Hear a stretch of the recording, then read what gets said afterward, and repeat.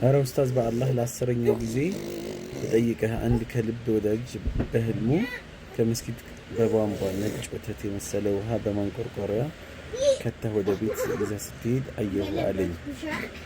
እሺ ነጭ ወተት በተመለከተ ወተት ንጹህነትን ልበ ንጹህነትንና እንደዚህም ደግሞ ጥሩነትን መልካምነትን የሚያመላክት ነው። እንደዚህም ደግሞ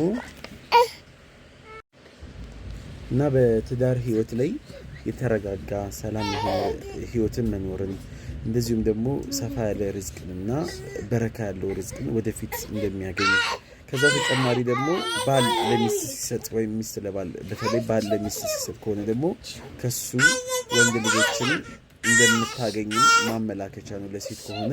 ስለዚህ ኢማንም ነው በኢማንም ይፈሰራል። በተቋም አላህ ጋር ጥሩ ግንኙነት መኖርን የውስጡ ልቡ ንጹህ መሆንን የሚያመላክቱ አላህ